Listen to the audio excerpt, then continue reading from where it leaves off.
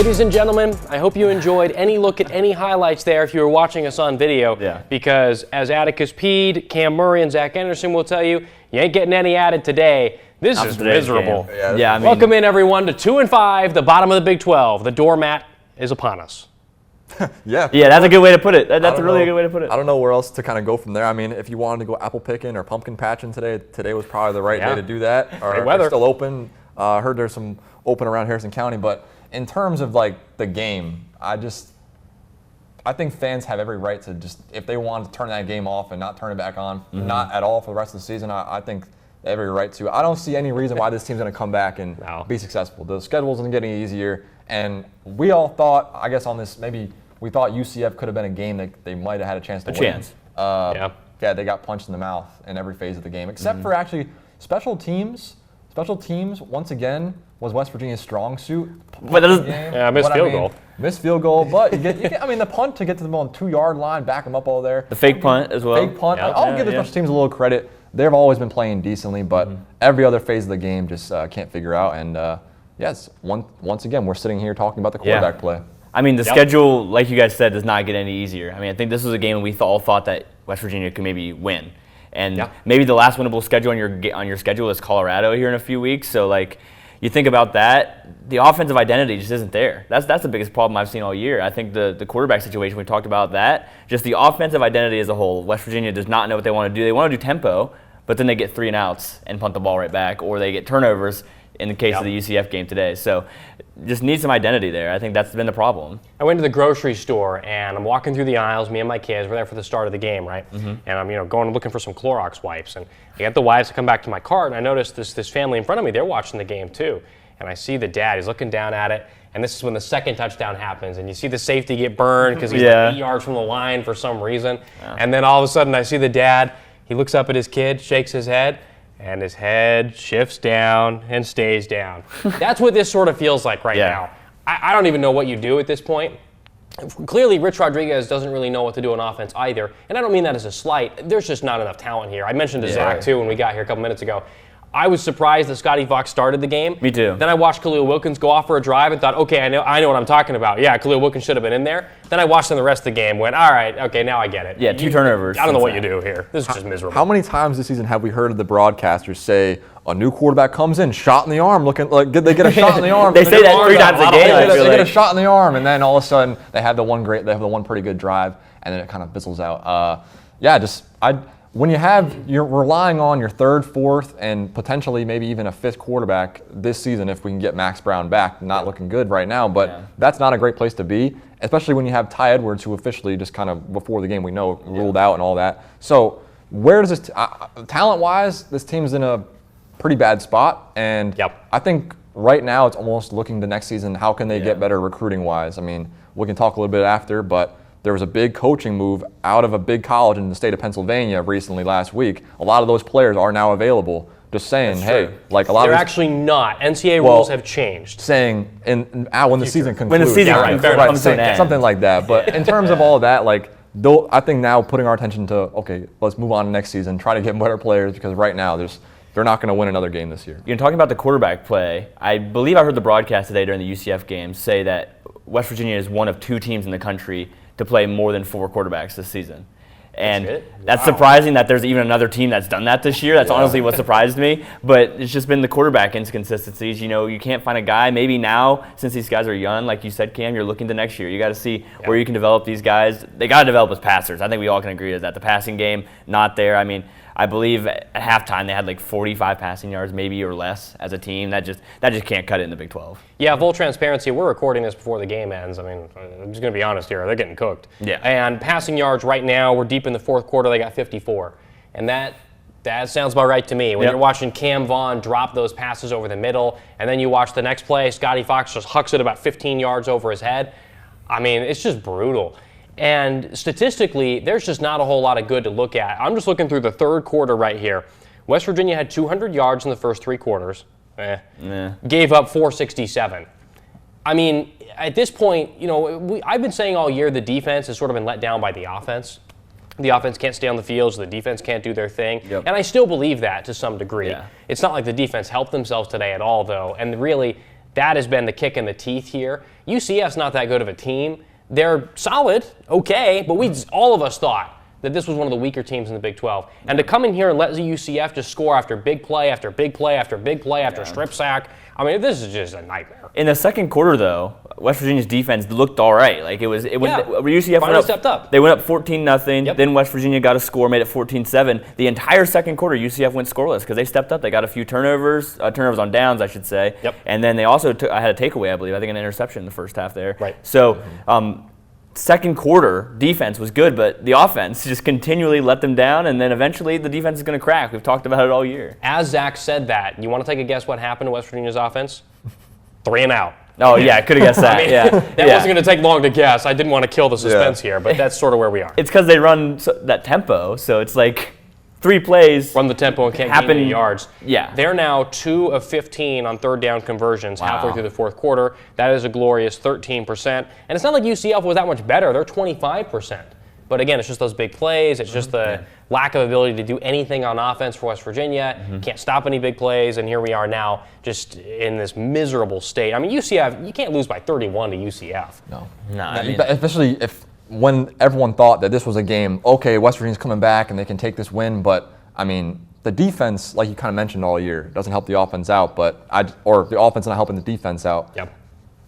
When is the last time West Virginia's gotten a sack on defense? When was the last? I mean, they forced that turnover in this game tonight with the interception, a bad pass by the quarterback, kind of just falling into the arms of the defensive back for West Virginia. That's their interception. But when was the last time we're looking at this defense saying, like, on third down, they're going to get a big stop? And I just think you can't play complementary football when both your offense and defense are just having trouble with whatever it is. You said identity from the offensive perspective. I also think it's identity for the defense. It seems like whatever Zach Alley wants them to do, there might be in the right alignments, but talent-wise or just whatever, the execution-wise, they're not executing properly. Yeah. And UCF had a lot of big runs, basically just pushing them around the line of scrimmage. I don't know how you look at that tape and say the defense is something that we can hang our hat on, we can get better at. I just look at it and say everything needs to change right now. And the first play of the game offensively for West Virginia, Scotty Fox goes for that pass. And at that point I was like, well, that's something new. I never seen them go for a pass like that, trying to go to big play on the first play of the game. Yeah. When I saw that, thought the tide might have turned with their offense, but went back to the same thing. Right. Relying on the quarterback run. And then you get to 3rd and 12, 3rd and 15, 3rd and 17. Can't pass the ball. What can you do on 3rd and 17 when you can't get a completion? I mean, third downs and fourth downs were like the story of today's game. Yep. I mean, you could say that because UCF scored 2 touchdowns on fourth down in the first half. Both those touchdowns they scored were both on fourth down. The one where he went over the guy and caught it. I mean, just the defense, lack of preparation, execution, whatever it is, something is wrong there. And I think the offense needs to play more complementary. You got to look maybe next year they do that because this year's offense is not cutting it. Now, let's be generous here, too, because one of the things we talked about before the season were all of our concerns about the offensive line. The offensive line looked pretty weak coming in, talent-wise, didn't have a lot of time to gel together. So it's easy for all of us here on the desk and you at home to say, okay, well, it's Scotty Fox, it's Khalil Wilkins, it's X, Y, and Z, it's Cam Vaughn, whatever. And at the end of the day, I'm thinking a lot of those players could play a lot better, to be sure.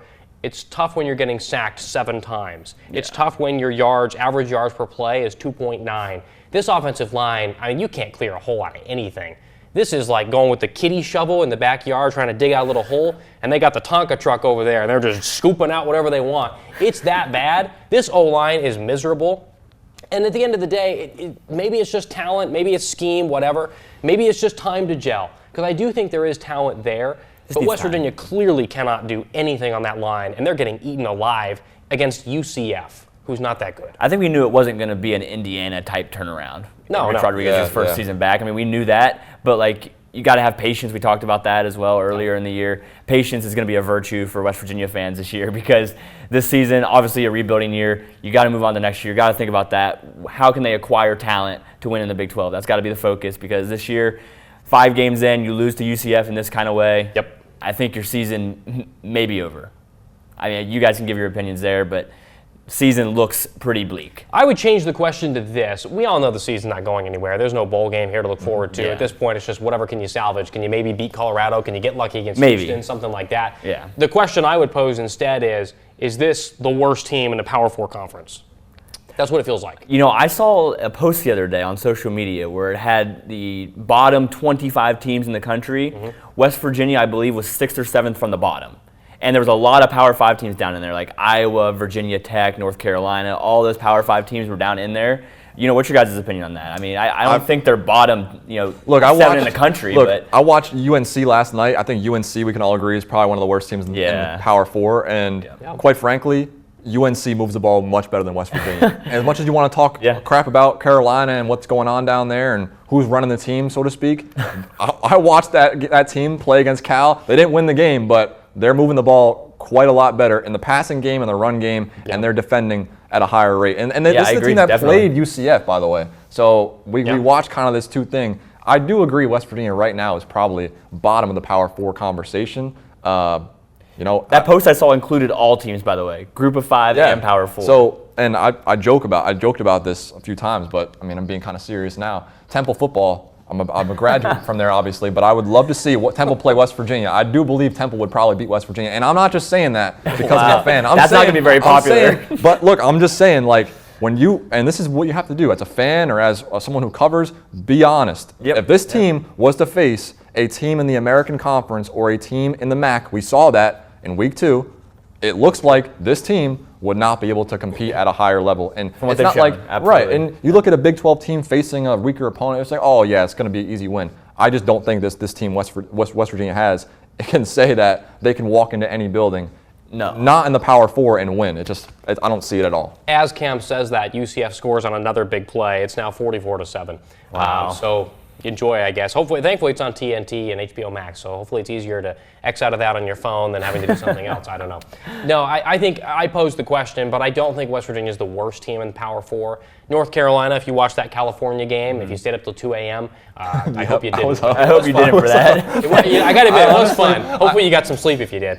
I think Oklahoma State's worse. Pretty clearly. I agree with that. Boston College is right there. They're pretty bad as well.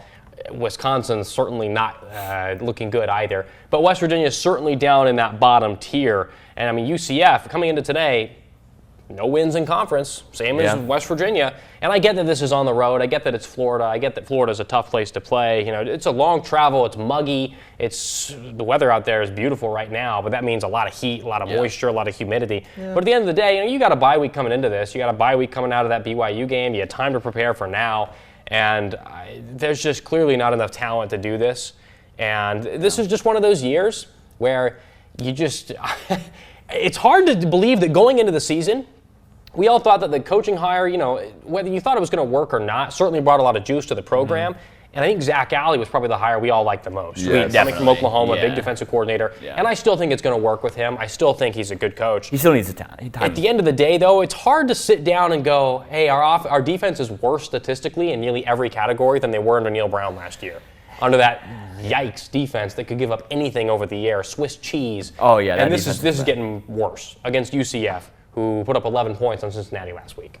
I look at it last year, and people thought that the bottom was 6 wins in a bowl game. Then they fired their head coach, Neil Brown. They thought that was the answer to solve all their problems. And if that's what it takes in this era of college football to restart and kind of start from scratch, that's what they thought. Well, year one, like you said, it's not going to be Indiana. It's not going to be other programs that can put in money or put in all their support and get the players they need.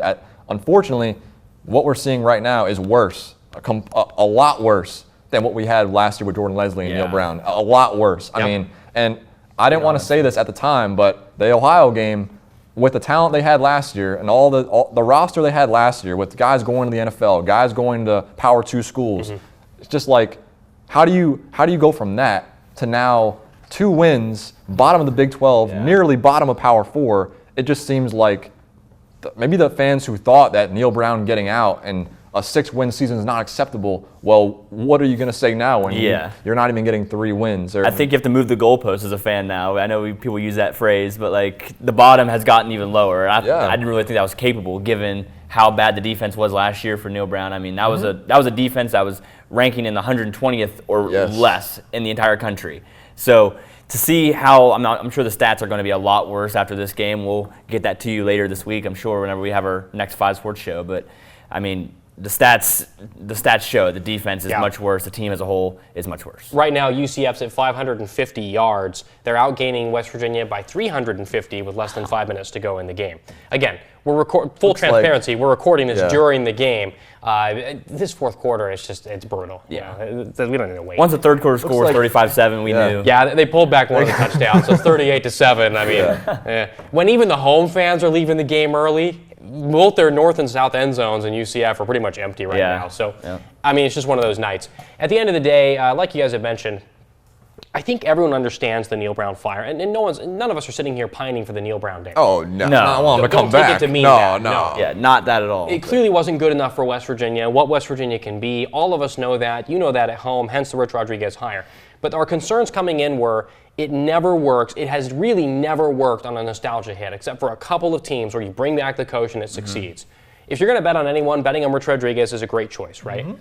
But at the end of the day, you got to get the talent in here. So you're going to have to start asking those questions soon enough. Is it Rich Rodriguez's scheme that just isn't working in the modern era? I don't think any of us think that with Jacksonville State. No. Or is this just the reality of West Virginia and where things are right now? Just a tough roster, couldn't get enough talent here.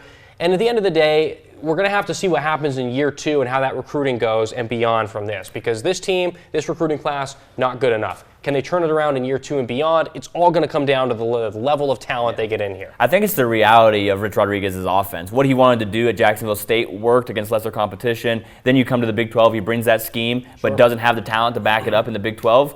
The disconnect was right there. I mean, I think that's what we can all agree on that would view as a disconnect because the offense just hasn't quite been working in the way that he expects, and they don't have the talent there. I mean, it's the Big 12. It's a lot better than the CUSA. I believe that's what Jacksonville State is in. It's a lot better than the CUSA. So, I mean, coming into the Big 12, it just hasn't quite clicked yet for the offense and the talent to come together. I think the offense is there. I don't think it's that because we saw it. The scheme is there. The scheme works. The scheme's worked his entire career, but just haven't had the talent yet. And the toughest part of this for me, too, is you see in the first half, it's 14-7 at the break. Yeah. Pretty close. Yeah, it was close. And you come out in the second half, and you're just getting hosed. It's 24-0. Yeah. Weird to see a Rich Rodriguez team have that happen, where usually in the second half, I mean, the games have been blowouts lately, but they've been able to turn around it a bit in that second half. Here, it rails off. You're off the track. Yeah. It's just tough to see what this team could have been. Robert Morris, you know, a lot of guys that we thought were going to play well, shined, played amazing. Ohio, that's kind of where that was your signal. The snowball started to happen. The injuries started piling up, and then it's like the backyard brawl. We look at this team and say, oh, this is what they can be. Nico Marchiol, Ty Edwards, you know, a lot of these guys stepping up in the big spot. You get that big win, and now with both of those guys, not just Jaheim White and Jaden Bray, but Nico Marchiol and Ty Edwards not playing, haven't played in a while now, and now Jalen Henderson out. It's like, if I was a fan of this team and I had to go and if I had other friends that were Big 12 fans and I had to go sit at the lunch table tomorrow morning or it's Monday morning at school, I would be completely saying, oh, it's the injuries, it's the injuries, it's the injuries. But, you know, a good comeback would probably be like, well, your defense is letting up the most yards, close to the most yards in Power 4. So you can't ignore the injuries, though. You can't ignore the injuries, but I'm just saying most of those injuries are on the offense side of the ball. And with the defense, it's just like, I don't know how you. I guess if you're a fan, you're going to look at that and say the injuries. But I just don't know how you look at that and say, oh, well, our defense is playing just as good. They're playing kind of just as poor right now. Yeah, the defense is healthy, and they're still playing as poor as the offense is, despite all the injuries. Both sides of the ball really playing poor. So I don't think you can ignore the injuries as a whole, but definitely have an impact on this team, obviously. Tough when the third-string quarterback for UCF comes in. It's 3rd and goal at the 10, and he just jukes around 5 guys and runs into the end zone. Like, it's no big deal. You're getting live updates now during the game. There you go. There's your live update. It ain't great. That recorded update, of course. Some of our Facebook comments are putting the zingers in there, if you will. I like Scott Wilkinson here. The ear's getting smacked around in Orlando. You better call Panhandle to restore this disaster. I can't disagree with that one. Hey, Scott, you're right on that. You're right on the ball there. Yeah, I mean, it's just... Here we are. Yeah. It's just a miserable spot to be in. And terrible spot to be in. None of us want to make it seem like we're poking fun at WVU at their expense here. No. This is just the spot you're in as a fan. This is how you cope with things. When you were in this sports era here, under Neil Brown, it just felt like there was a lot of apathy. There was a lot of, we're going to win 5, 6, 7, 8 games. Never really going to compete for anything. Yeah. So this was a great moment to get that momentum all the way up to the top. You've already heard Cam and Zach express this, but I want to reiterate that. it feels like the potential is higher with Rich Rodriguez here, but also the floor is just, I mean, you're down. Clearly the floor is lower. Yeah. And this may just be a first-year thing, right? If you're going to trust in anyone at West Virginia, Rich Rodriguez is the way to do it. And you remember that first year back in the early 2000s, he went 3-8 there too. Yep. So at the end of the day, this is not the end of the world for West Virginia. It's not.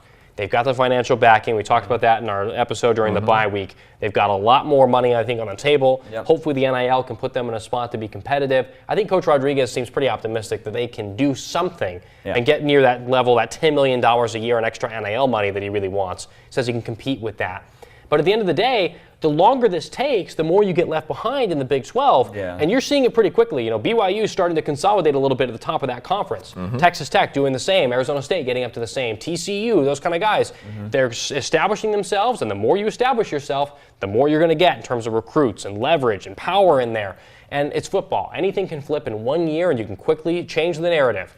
But it's harder than most places to get your top guys to West Virginia out of all the other places where you're going to get potentially less money, and you're going to go to a place that's further away from everyone else. Your family's going to have a hard time coming to. And right now especially, you're not on many big TV stations. True. These games are all on ESPN+. These games are on TNT and HBO Max. And that's not a slight to any of those. The production value here on HBO Max has been incredible. It's been great. I'm very impressed with the production value. But the issue you're having here is just the longer this takes, the more you get left behind and the more we're here. I mean, they're going to continue to get left behind. I mean, the money has to be there in the Big 12 to compete. You know, the performance obviously has to be there. That's number one. So, you know, the more you lose, the more you fall behind. If it goes another year like this, you're going to continue to fall behind in the Big 12. And like you said, those teams are establishing themselves. West Virginia needs to be up there. That's why they're doing all these things with the revenue, trying to get the money, renaming the Hope Coliseum for basketball, of course. But all of these things are in an effort to gain money. So, and that's what they need to compete. So, when's basketball season start? Here in a few weeks. It can't come quick enough. I heard we had a big win in the scrimmage, secret scrimmage. Yeah. But I mean, you kind of talked about it. Paying money, finding these guys, and getting NIL recruits, but the right players that fit Rich Rod's system. I don't think this is a team that is like, come in, we're going to build something around you. We've heard very clearly from Rich Rodriguez, we want players to come in and be a part of what we already have here. There's some teams, there's some guys, some quarterbacks, or some players that you look at their skill set and you can say, oh, offensive coordinator could look at a wide receiver or running back and say, oh, I can build plays around him. For Rich Rod in the scheme, it seems like he already has it. He's just looking for those guys. And are those guys at the same level as the top players in the Big 12? That's the main question. Not quite. You can throw money around, you can do all this, but is the system right? Or are the guys right for the system you have, and is that system going to be successful enough to compete at that level? If this system is what we're going to be seeing for the next so odd many years of Rich Rod's tenure, well, are we going to see any sort of like fluidity or change to that? If this turns out next season we get, big recruiting class, big NIL money spent, and then we're sitting in week 2, week 3, looking at pretty much a 54 passing yard day. Or something like that. That's where I would be asking the questions of like, well, you say you're going to spend this money, but are you spending it on the right players? Are you spending it on the players you actually want, or just the guys that you're settling for that fit your scheme and just want to be a part of West Virginia, which is totally fine, of course. Yeah. You know, who doesn't want to be a part of a historic brand like West Virginia? They are historic. They're one of the most well-known national brands. That's slipping away if you can't get success in the year 2025. Yeah, if the success is not there, that brand's going to slip, that tradition. I mean, even going back to Rich Rod's previous tenure, all the things he did to build the program up were continued through the 2010s. And then Neil Brown, I'm sure a lot of fans out there would agree that Neil Brown took some of that away. If you don't, right the ship like Indiana did, Indiana was a doormat in football. I keep, paralleling to them, but they're a program that, in my mind, feels like West Virginia. At least West Virginia right now is how Indiana used to be. A doormat of their conference. They turn things around immediately, get a new head coach, they hit on the NIL, and boom, they're competitive. I keep making that parallel because I feel like West Virginia needs to do something like that or they're going to get left behind. It sort of feels to me like, you guys remember Bo Pelini from Nebraska? Bo Pelini would get 8 or 9 wins every single season like clockwork. They'd always grind out some weirdo win at Iowa or at Illinois, and it always looked super ugly. And they get 9 wins, and the Cornhusker fans would go nuts. I used to have a Cornhusker fan, diehard, who lived down the street from me, and every single season was the same. He'd come in and be like, man, again, we're just right there. We just can't get over the top. I wish Pelini would just figure it out. We have to get rid of him. He can't do it. He can't go the distance. And you saw that with Penn State. You know, they can't go the distance and win that big game. And so West Virginia, of course, has not been like winning 9 games a season here. But it feels like ever since with Holgorsen, it just started to go downhill. And with Neil Brown, the standards get slowly lower and lower. Holgorsen was kind of that same thing, I felt like. Kind of like right on the cusp of going to the Big 12 championship, but would lose that key game that would put him out of and there'd be around 9 or 8 wins. Feels like that same thing. I mean, West Virginia fans would probably want that back right now. I mean, if you're thinking right in this moment, West Virginia fans would probably take that back in a heartbeat. But I mean, you gotta play defense anyway. You might as well score 50 a game, right? Yeah, right. So West Virginia fans are hoping that this plays out, that they can get back to winning because that's what Rich Rod did in his last tenure here. That's got to be the hope, right? Yeah. Well, I just don't know what there is. There's just not a whole lot to put your hat on right now and put some hope on. Yeah, Jordan not a Walker lot. just got a pick, so Yeah. you got 2 picks. You Down got to plenty the- of turnovers. That's one of the weirder things about this season too. It's not like West Virginia's defense has been flat out hideous. No. You know, statistically, they're going to be worse. High snap. Oh boy. They go back 15 yards. I was trying to make a good point about the team, and here's a 15-yard loss, and it's 2nd and goal from the 15. Oh boy. I think you're right, though. When we boy. watched the BYU game and then they had that pick, and they've had times in the secondary at least where they're making plays in the ball and they're putting pressure on receivers and they're making pretty good plays. It's just the line of scrimmage battles which West Virginia is losing on a consistent basis.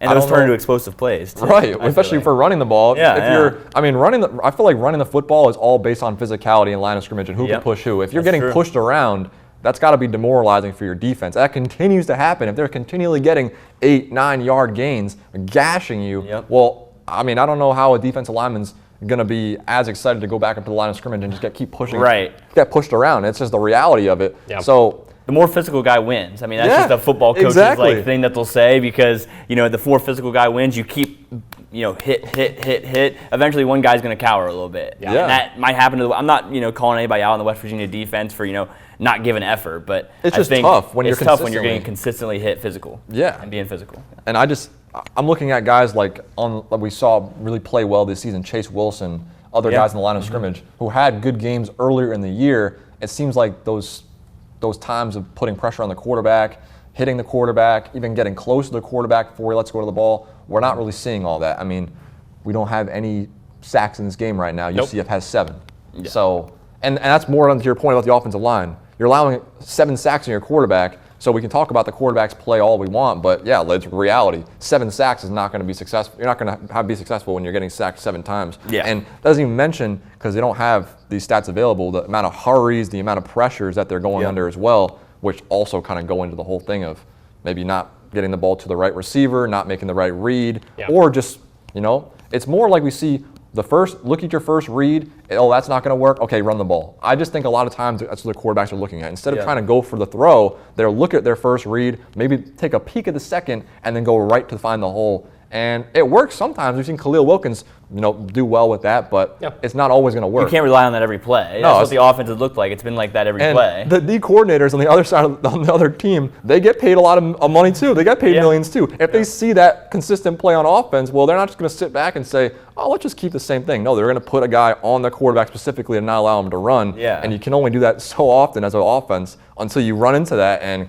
Khalil Wilkins goes from getting one 14-yard run to now getting a 3-yard run or getting caught at the line of scrimmage. And we've seen that plenty of times, not just in this game, but the season as a whole. Yeah, I think that what really is, we sort of bring this all together as this game nears its end.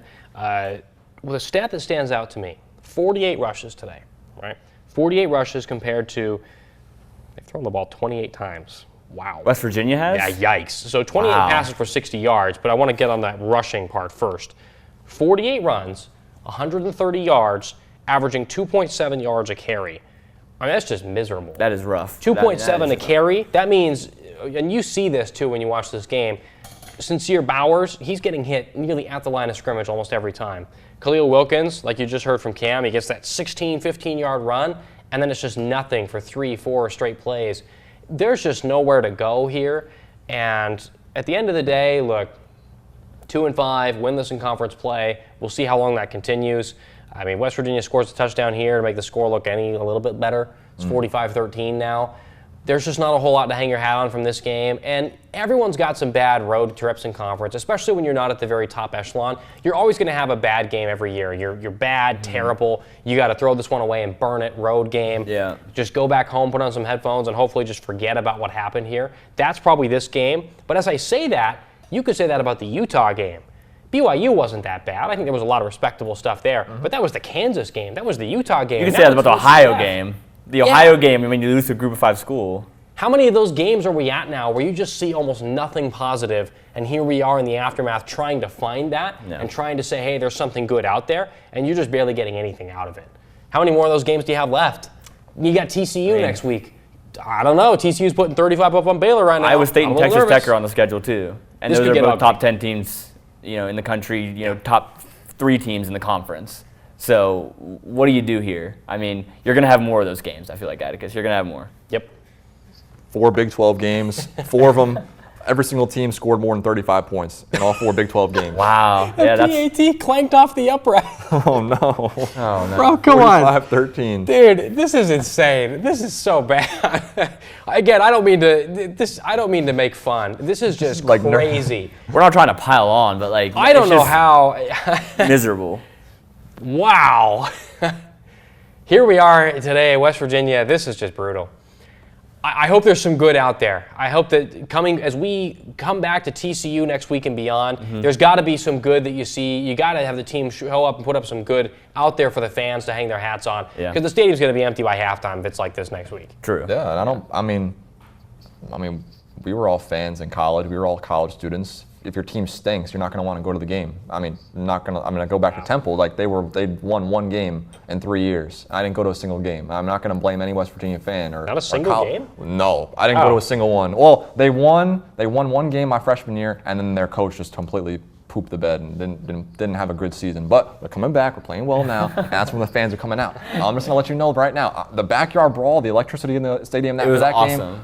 game, amazing. Even Robert Morris in the first half, of course. I want to stay for that game, whatever. But I'm just gonna let you know, the fans, the students, don't let these people on Twitter play around with you. I've seen a lot of it. Oh, the student section's looking weak. They're looking weak. Well, what can you do? What can you expect? If you're a student, would you rather be in the blue lot with your friends, having a good time, and not having to worry about this team allowing 40 points again? Or would you want to be in the stadium and sit there with your hands kind of under your butt, not being able to clap the whole game? I don't know what I would. I know what I would choose. So I just want to say, in all honesty, everyone should be looking to next season. Right now, if they can get a win over TCU or Arizona State or Texas Tech, of course, do what you got to. I would honestly take that as you just won the Big 12 at that point, because there's going to be no other wins this year. Colorado, we can see about that. That could be a win. Maybe that could be a win. I'd say Houston's got something. Houston, that could be a one. But you beat any of these teams like TCU, Texas Tech, Arizona State, you take that and you run with it, and you don't let anyone forget that you won a game against those teams. I just don't see it happening, and I just think whatever we see right now from this team is the lowest level of what this team is capable of. And I think we all agree upon that. Yeah. This season, this point right now is the absolute bottom. And if you can't get any lower, it looks like there's a good chance to, I don't want to bring up an old, saying, but the climb is coming back. The climb, got to climb your way back. Right now you're kind of below. You got to climb your way back. You got to get back up there. I'll use the saying if you build it, they'll come. That people say, because right now that's trusting the climb. I don't want to go back to trusting the climb. Please no more of that. But if you build it, they'll come. In terms of fans, if you build a good program, the fans will be there at Milan Puskar Stadium. I'm sure that West Virginia fans are dedicated, but if their team's bad, they're not going to show up. And I don't blame any fans out there for doing that. Yeah. So you have to build something that's winning for the fans to be there, like you said, Cam. Because the fans, when they're good, and you know it, of course, you went to the school, and everyone knows it from just watching college football in general. Whether any sport, West Virginia fans boast, and for a good reason, they have one of the best fan bases in the country. And when they're good, you see that on full display. Not just at West Virginia, across the country, fans pop out of nowhere and support the team. So when they're good, they're good. And right now, when they're bad, they let you know that they're bad, and that's what fans do. And at the end of the day, I hope you at home know, just again, full transparency from us here, none of us are trying to pile on the pile here and make you feel worse about the team or make WVU seem as the worst team in the world or anything like that. This This is just what the team is. It's just not good enough. Try to be honest. Again, the expectations here from West Virginia, the expectations that they have set for themselves and they've established publicly are, we need to be in the upper echelon of the Big 12. They're nowhere close. This is clearly bottom echelon, maybe bottom 2, maybe bottom 1, depending on how things go from here. Yeah. So, again, it's early. We'll see in the process. It's tough. As a fan, hope for next year, like Cam said. You're looking for better as we go beyond here. So at the end of the day, I hope you know that. This is just trying to look at this objectively. This is a tough spot to be in for West Virginia. And hopefully it's not indicative of further problems down the road with recruiting or with talent or anything like that. Yeah. Hopefully it is just, here's where we are. It's a tough game. Let's move on and see what happens from here. That's what I think all of us are hoping for that here. We're looking for the good to say about the team. Yeah. Just isn't much here. Final thoughts from you guys as we hit the final 45-13. I mean, well, we're looking at Khalil Wilkins right now. He's injured now too. Walking off the field, so not too sure. He's in crutches, is that what you said? Yeah, he's in crutches. Walking a little bit. So yeah, like kind of touched it all, but I just think the thing to look forward to. I mean, the TCU game, we might look at it right now. It could be a loss, but we've seen this team come back from worse, and we've seen this team come off losses and come back and get a win. So yep. I don't see them getting another win, but if there was a time to show the fans they are back and they can take care of business, I think surprising TCU at home would be a good step in that direction. TCU, they're a pretty good team, but if those fans are there and they come out and support, there's no telling, I think, what could happen with this team. Yeah, my final thoughts, I mean, you got to move on to next year. I think that's my final thoughts. This season might be a wash, but I feel like that if you can get some wins, maybe squeak out one that you can hang your hat on, like you said, against Texas Tech, Arizona State, teams like that. If you can somehow manage a game against those teams, then that's something you can hang your hat on. Build what you can. I know that sounds kind of coach speak, but take what you can from this season and try to build on it for next year, because I think that's what you have to do. Look forward, see where your revenue can take you, NIL, see if you can get into the upper echelon of the Big 12, like you said, Atticus, and compete. That's got to be the goal. So there are a couple things that stand out to me here statistically as we hit the end of the game. West Virginia has 210 yards of offense. Ollie Straw has double that from his punts. West Virginia's three top players in total yards today: Sincere Bowers, 52 yards, Khalil Wilkins, 48, and Jordan Walker. That's his name, right, Jordan? The guy who made the pick, interception, 31 yards. He is your third leading yard getter on the day with 31 yards. Wow. Boy, that's rough. On an interception. On the interception. That's crazy. Yeah, that is just crazy. Nobody on offense, apart from Bowers and Wilkins, accounted for more than 31 yards. Wow, that is really poor. That's really brutal. So as we look at where things are right now, it's bad. This feels like rock bottom. At least it's not complete bottom. You beat Pitt. You got that to hang over their heads for the next few years. True. Beyond that, there's not a whole lot there. Like Cam said, I think a good showing at home from here on out, getting one good win at home, anything like that would go a long way as we go forward.